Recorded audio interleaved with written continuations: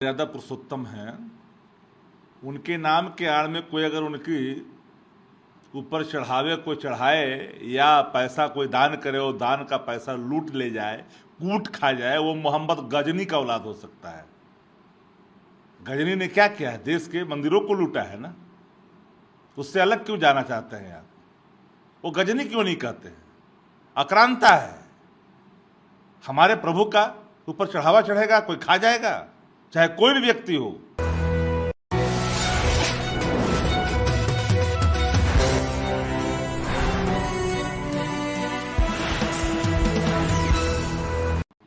अभी तक तो मन ही की बात कहा है देश के प्रधानमंत्री जी ने, काम की बात उन्होंने नहीं की।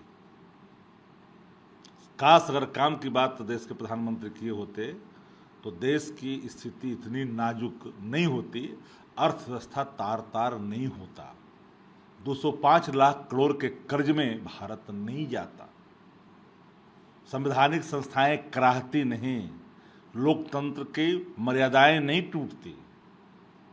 क्योंकि काम की बात इन्होंने की ही नहीं, मन की बात कही है इन्होंने। शक्ति जी, राम मंदिर जन्मभूमि मामले को लेकर उद्धव ठाकरे ने कहा है कि जो लोग राम मंदिर का धन लूट रहे हैं वो लोग राम के भक्त नहीं हो सकते, वो लोग बाबर के औलाद हैं।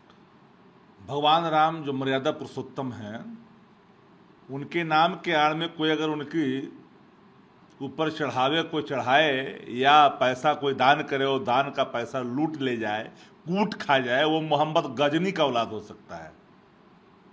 गजनी ने क्या किया है? देश के मंदिरों को लूटा है ना। उससे अलग क्यों जाना चाहते हैं आप? वो गजनी क्यों नहीं कहते हैं? आक्रांता है।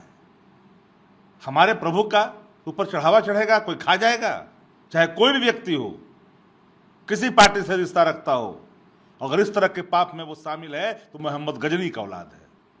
महाराष्ट्र के मुख्यमंत्री देवेंद्र फडणवीस ने टीईटी पेपर लीक मामले की जांच के लिए संयुक्त पुलिस आयुक्त पंजाब एसआईटी की गठित कर दी है और उन्होंने कहा है कि इसमें जो लोग सम्मिलित हो उस पर कार्रवाई हुई। टीईटी पेपर लीक हुआ है महाराष्ट्र में, उसको लेकर एसआईटी की गठन कर दिया है। राहुल गांधी ने भी इस पर पूरे देश में मानो सामत आ गई है। पेपर लीक की एक श्रृंखलाएं चल रही है। अब जिस तरह से पेपर लीक चारों तरफ हो रहा है भाजपा शासित राज्यों में, तो प्रश्न तो उठता ही है ना। एसआईटी गठित कर रहे हैं, कर दीजिए, लेकिन मेन कल्प्रिट तक आज तक पहुंची कहाँ है भाजपा का शासन? जहां जहां है व्यापा मामले में मेन कल्प्रिट तक पहुंचे कभी आज तक क्या? जरा बता दो दीजिए। नीट जो हुआ था उस मामले में मेन कल्प्रिट तक पहुंचे हैं लोग क्या? तो लगातार युवाओं के भविष्य के साथ ही खिलवाड़ ही है ना। इससे इतर कोई बात हो ही नहीं सकती। इसमें तो बिल्कुल सरकार को यहां तो कोई राग द्वेष दिखना ही नहीं चाहिए। राहुल गांधी ने इस मामले को लेकर कहा है कि युवाओं के भविष्य के साथ चोरी की। हम तो कह रहे हैं कि युवाओं के भविष्य के साथ खिलवाड़ है। अरे वोट चोरी कर रहे हैं लोग, देख रहा है, अब भविष्य में चोरी करिएगा युवाओं का? ये नहीं चलने वाला है। भविष्य चोरी मत करिए। कल 10 सर्कुलर रोड राबड़ी आवास खाली करने का लास्ट अल्टीमेटम है 29 जून। काहे चिंता कर रहे हैं आप लोग? बिहार के कुछ तथाकथित जो लोग हैं, वो भी, सरकार भी, एंटी जो जिनका डीएनए है वो लोग भी, सबका इंटरेस्ट है कब खाली होगा 10 नंबर। 10 नंबर खाली करने को तो हम व्याकुल है भाई।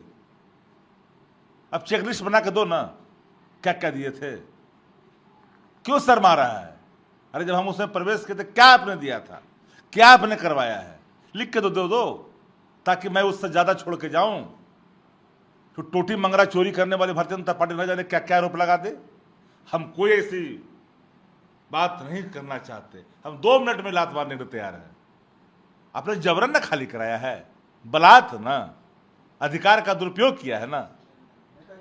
भरत तिवारी की पोस्टमार्टम रिपोर्ट का खुलासा हुआ है, 5 गोलियां मारी गई है पुलिस की। 5 गोलियां अगर मारी गई है भरत तिवारी को, तो साज को आज कब सकता नहीं है।